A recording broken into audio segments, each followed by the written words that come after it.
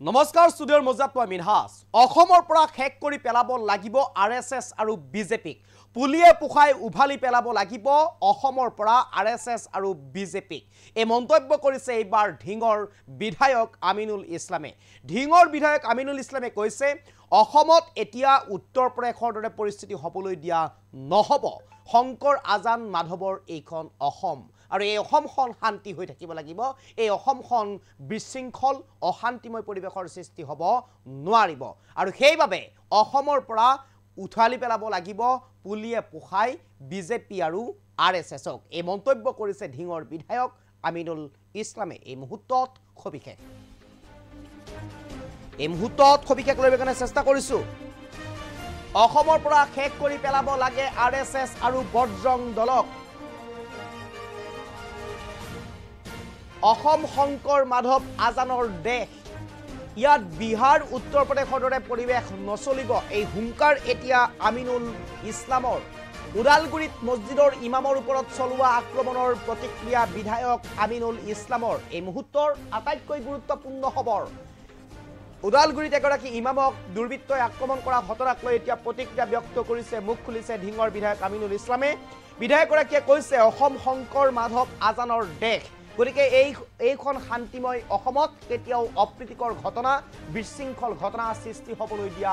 নহ'ব উদালগুৰিত মছজিদৰ ইমামৰ ওপৰত চলোৱা আক্ৰমণৰ প্ৰতিক্ৰিয়া ব্যক্ত কৰি কৈছে এনেদৰে ঢিঙৰ বিধায়ক আমিনুল ইছলামে এইখন শংকৰ আজান মাধৱৰ দেশ গতিকে এই দেশখনত শান্তি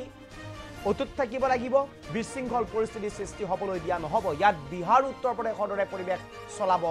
নোৱাৰিব আৰু যাৰ বাবে আৰএছএছ বিজেপিক পুলিয়ে পুখাই উভালি পেলাব লাগিব এইখন অসমৰ পৰা এই মুহূৰ্তত মন্তব্য আছে বিধায়ক আমিনুল ইছলামৰ আমি শুনাব বিচাৰিছো ডিমাকুছিৰ বৰংগাজুলি জামে মছজিদৰ ইমাম জোহৰ আলী কালি বজৰং দলৰ সদস্যসকলে যি অমানসিক নিৰ্যাতন চলাইছে আৰু অকথ্য গালিগালাজ কৰিছে অপমান কৰিছে এই ঘটনাৰ আমি তীব্ৰ গৰিহণা জনাইছো কালি ডিমাকুছি বজাৰত গৈ থাকোতে এই ইমামজনক বজৰং দলৰ 10-15 জন সদস্যই ৰাজপথত আগুচি ধৰি তেওঁক যেনেকৈ শাৰীৰিক অপদস্থ কৰিছে মাৰপিট কৰিছে মূৰৰ টুপি খুলি নি ভৰিৰে গচকিছে আৰু ধৰ্মৰ নাম লৈ তেওঁক গালিগালাজ কৰিছে অসমত থাকিলে টুপি পিন্ধিব নোৱাৰিব বুলি ভাবুকি দিছে আৰু এই যে জঘন্য ঘটনা কৰিছে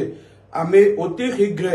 বজৰং দলৰ প্ৰত্যেকজন সদস্যক আমি গ্ৰেপ্তাৰ কৰিব দাবী জনাইছো আৰু যিজন মহাদেৱৰ ঘৰত তেওঁলোকে আশ্ৰয় লৈছিল সেই মহাদেৱক আৰু ইয়াৰ সম্পূৰ্ণ চক্ৰটোক গ্ৰেপ্তাৰ কৰি অতি সোনকালে বজৰং দলৰ অসমৰ পৰা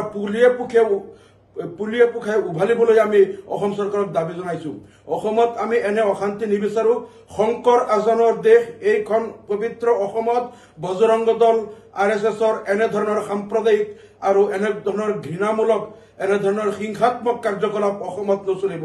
অসমৰ মানুহে শান্তি বিচাৰে ইয়াত শংকৰ আজানৰ আদৰ্শৰে অসমত সাতম পুৰুষীয়া ঐক্য সম্প্ৰীতিৰে অসমবাসী ইয়াত বসবাস কৰিব উত্তৰ ভাৰতৰ নিচিনা ইয়াত ইউপি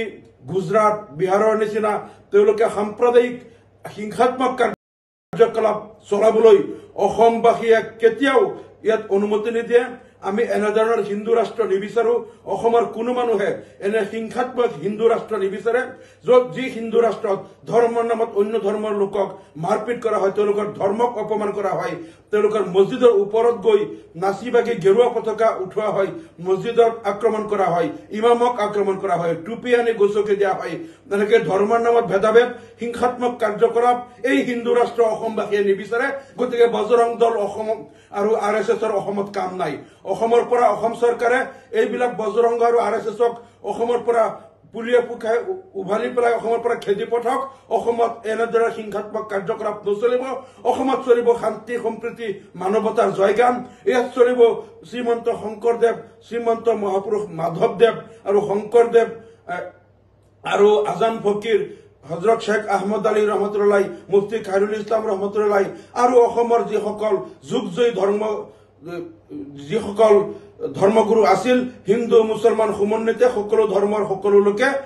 তেওঁলোকে ইয়াত মানৱতাৰ আৰু শান্তি সম্প্ৰীতিৰ বাণী বিলাব অসমত শান্তিৰ অসম গঢ়িব এনেধৰণৰ উত্তৰ ভাৰতৰ নিচিনা হিংসাত্মক অসম কোনেও নিবিচাৰে গতিকে আমি আৰএছএছ বজৰংগৰ নিচিনা এনে অপশক্তিবিলাকক অসমক চিৰতৰে বন্ধ কৰিবলৈ বেন কৰিবলৈ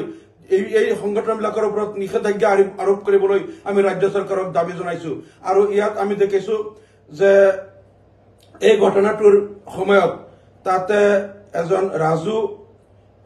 বোলা এজন আদিবাসী যুৱক আৰু এগৰাকী আদিবাসী মহিলা তেওঁলোকে ওলাই আহি প্ৰতিবাদ কৰিছিল গতিকে এই ৰাজু ওৰাং এনেধৰণৰ যিসকল মানৱতাবাদী শক্তি অসমত আছে মানৱতাবাদী যুৱকবিলাক যিসকলে ইয়াত ধৰ্মৰ নামত বিভাজন নিবিচাৰে সকলোৱে শান্তি সম্প্ৰীতি থকাটো বিচাৰে তেনে লোকসকলক